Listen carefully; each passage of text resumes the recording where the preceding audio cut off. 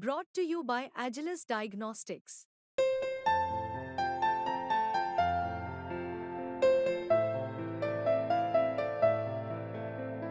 Agilus Diagnostics. पढ़ने के चलते राम का विरोध कर रहा है और बिना पढ़े राम को स्वीकार कर रहा है। यानी ये भक्ति और ज्ञान का जो एक अंतर विरोध है वह साहित्य में साहित्यकारों के बीच किस रूप में सामने आया। और आपके सामने चूंकि पूरा का पूरा परिदृश्य जो है, आप इलाहाबाद में थे जहाँ एक तरफ विराट साहित्यिक वैभव मैं कह सकता हूँ का दौर था। ठीक है, आपका बचपन था, लेकिन वहाँ पे गुटबाजी का यह स्तर नहीं था। पंत और निराला में चाहे जितना भी कोई उस तरह का विभेद नहीं था, रचनात्मक स्तर पर एक अलग बात रही हो। प्रेमचंद प्रसाद के बीच कहीं कोई ऐसा मतांतर और मतभेद नहीं था, जबकि दोनों के लिखने का जो लोग हिंदी जानते हैं, पढ़ते हैं, वो देख रहे होंगे कि भाषा के स्तर पर, पृष्ठपोषकता के स्तर पर, शिल्प के स्तर पर बहुत अंतर है प्रेमचंद प्रसाद में।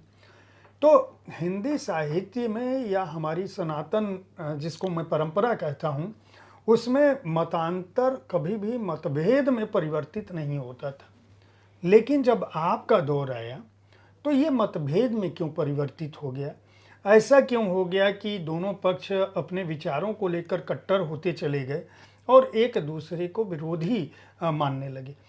इस प्रक्रिया ने साहित्य का क्या कोई नुकसान किया या उसे पोषित किया, फायदा किया? बहुत महत्वपूर्ण सवाल है और ये सवाल मेरे सामने अक्सर आता रहा जब से मैंने शुरू किया। जो आपने अभी मतभेद कहा, मैं थोड़ा उसको मनभेद कहूँगा। मतभेद होना कोई दिक्कत नहीं है कि आपके विचार मेरे से नहीं मिलते हैं। मतभेद जब मनभेद में बदल जाता है विचारों के कारण, समस्या वहाँ आती है। जैसे अभी आपने चर्चा की, वो सारा मैं दृश्य देख रहा था। उसके बाद मैंने ये मेरे ख्याल में 1980 के करीब 79 में एक पत्रिका निकाली थी सार्थक करके। और मेरे मन में ये हर जैसे लोग थे वो कहते मुक्ति बोध की पंक्ति, पहले तय करो कि शोर हो तुम भैया तब लिखना शुरू करो।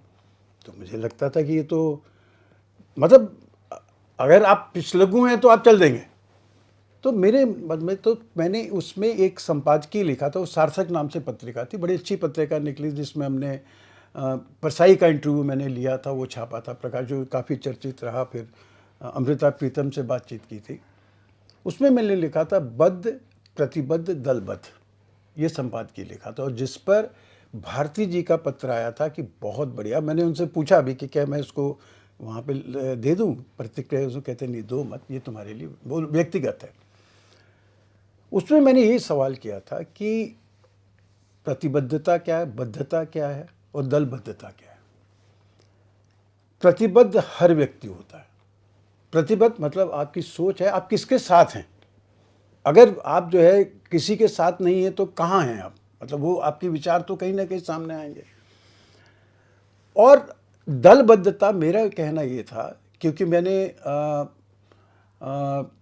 जो प्रगतिशील लेखक संघ का सम्मेलन हुआ जिसमें परसाई थे, वहाँ पर उन्होंने अध्यक्षता की थी।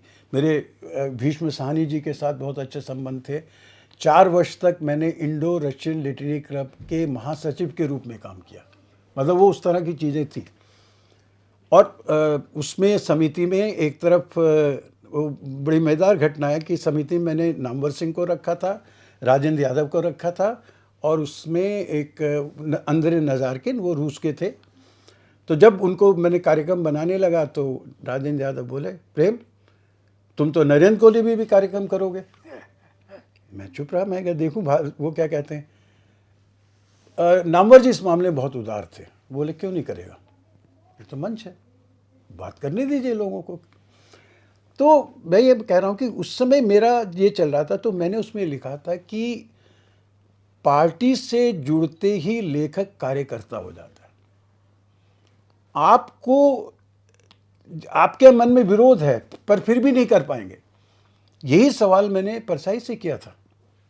मैंने उनसे कहा, जब ये उनसे इंटरव्यू में लिया था आपातकाल के बाद, तो मैंने उनसे कहा कि, और सीधा पूछ नहीं सकता था मैं उनसे, मेरी उम्र क्या थी, 27-28 वर्ष का, परसाई कहाँ हमारे आदर्श के रूप में, फिर भी मैंने किया। और परसाई इस मामले में मुझे श्रेष्ठ लगते हैं कि वो आपको जवाब देते, प्रजातंत्र है उनके, और कभी अपना अहंकार उन्होंने नहीं पाला।